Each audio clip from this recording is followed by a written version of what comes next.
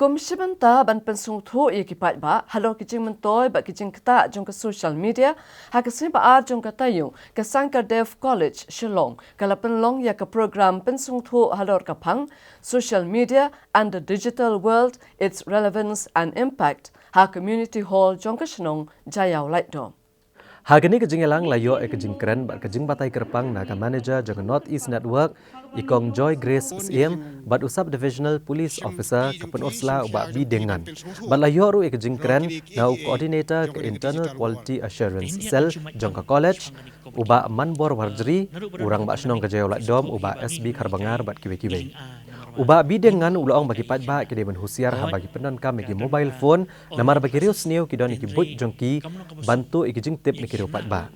Ulaong babun sien ki breu ki sngot tenat ban penan kam iki wifi ki basiyo kumto. Henry ki deban husiar pat namar ki rius new kila apat bantu kelai ki jing tip nak mobile phone jong patba ki ba penan kam ya wifi.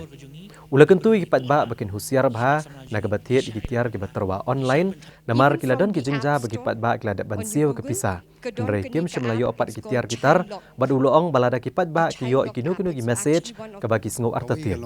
Kala bandai tang ka boit ban pengop yaki bad ki de balet ujor syaki bor pulet. Ikong Joy Grace SIM ilaong bagi patba ki ojing mentoy ha gejing penan kam ya ke internet. Kabala pensuk ha kabanyo ikijing tip mardor. Henry kejing penan kam ke internet kadon ru kejing ma namar ki patba ki ngop ki kam thok kam syukur bad ki kam penjak buram ki babunjat. Ilo ong ru baki kena mentah ki penan kam daga phone jaki meki kpa ha baki le ki online class. Henry ha baki meki kpa ki ai ka mobile phone ki deiru ban penan kam daki app. Kabala tip kum ka child lock app kenang baki kun jongki kin omla ban play palat na ka baki don kam ha baki penan kam ya ke internet. Your online reputation can be an important thing. Kani ngashit ong yaki youth especially. Minta dengi hire yanu fitip immediately ngashit le akum no ngashit let her Google ngi type ka kerteng jong tai brio. Nengi check Facebook account. Nengi check Instagram. Your online reputation is very important. Keep personal information personal. When you in a key bank's route ne bunsin, they'll always tell you.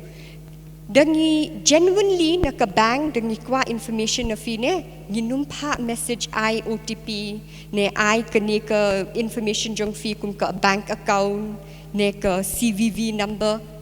Never. Never. Do not give out your personal information just like that. Nobody actually requires it.